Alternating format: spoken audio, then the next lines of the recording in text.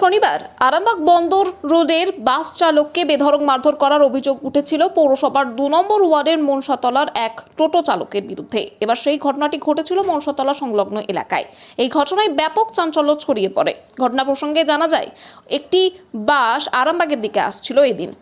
তখনই একই দিকে আসছিল একটি টোটো। সেই সময় অসাবধানতাবশত টোটোতে বাসের ধাক্কা লাগে। এরপর শুরু হয় বাস চালক এবং কন্ডাক্টরের মধ্যে বচসা। জানা গেছে, টোটোর ক্ষয়ক্ষতি দিয়ে দেবার কথা বলে বাস চালক, কিন্তু তাতেও রাজি হয়নি টোটো চালক। টোটো চালকের দাবি, যেটা ক্ষয় হয়েছে বা যেটা ক্ষয়ক্ষতি হয়েছে পুরোটাই পাল্টে দিতে হবে। এরপর বাস চালক ও টোটো চালকের মধ্যে বচসা শুরু হয়। ওই টোটো চালক বাস চালক ও বাসের কন্ডাক্টরকে মারধর করে বলে অভিযোগ। এমনকি তাদের মোবাইল ফোন পর্যন্ত কেড়ে নেওয়া হয়েছিল। মারধরের ঘটনা নিয়ে আরামবাগ থানায় অভিযোগ দায়ের করেছে আক্রান্ত বাস চালক ও কন্ডাক্টর। এই ঘটনার প্রতিবাদে রবিবার সকাল থেকেই ২৪ নম্বর রুট অর্থাৎ আরামবাগ বন্দর রোডের সমস্ত বাস চলাচল বন্ধ রয়েছে। বাস চালকদের দাবি, অবিলম্বে টোটো চালককে শাস্তি দিতে হবে। আজকে বাস চলাচল বন্ধ প্রসঙ্গে কি জানাচ্ছেন চালক সহ মালিকেরা, শুনুন বিস্তারিত। ২৪ আওয়ার্স আরামবাগের রিপোর্ট।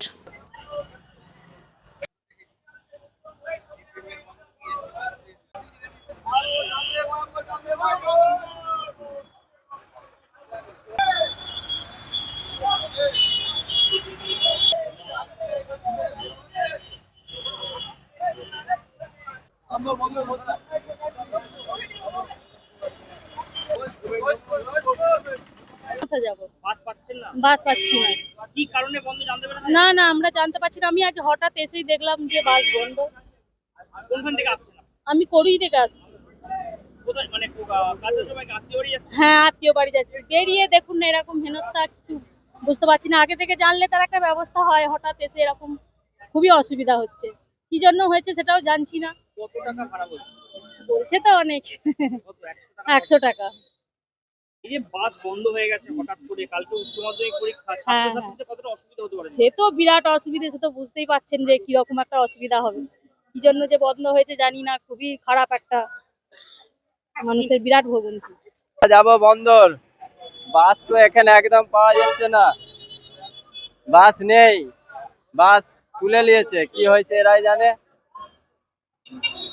কোথা থেকে আসছেন আপনি? কলকাতা থেকে। কত এই তো টাকা ভাড়া বলছে? 100 টাকা ভাড়া, 100 টাকা, 50 টাকাতেও যাবে না।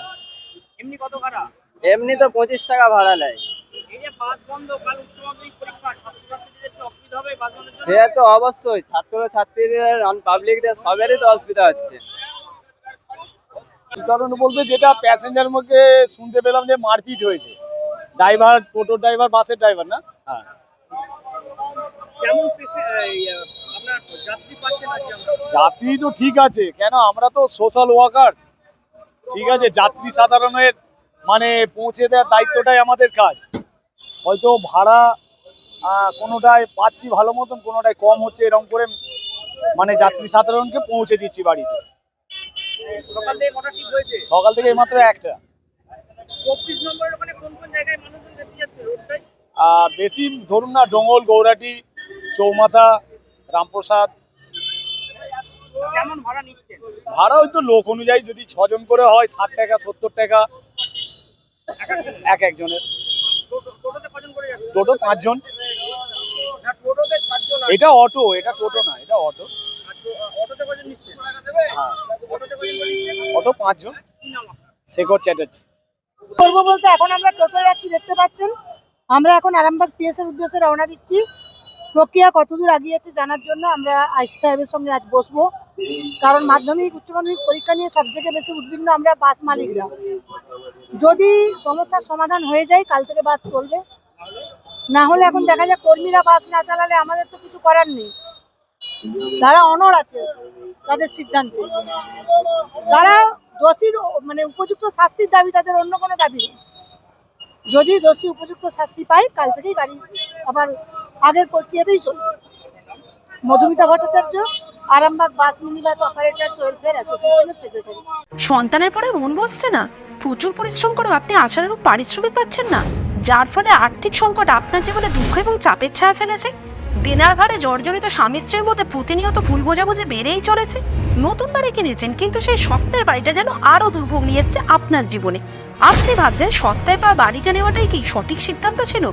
এমনই সব দ্বিধাদ্বন্দ্ব এবং জীবনের কঠিন মুহূর্তে আপনাকে সঠিক পথে পরিচালিত করবেন আন্তর্জাতিক খ্যাতিসম্পন্ন স্বর্ণপদক ও স্বর্ণ মুকুটপ্রাপ্ত ডক্টর অজয় শাস্ত্রী।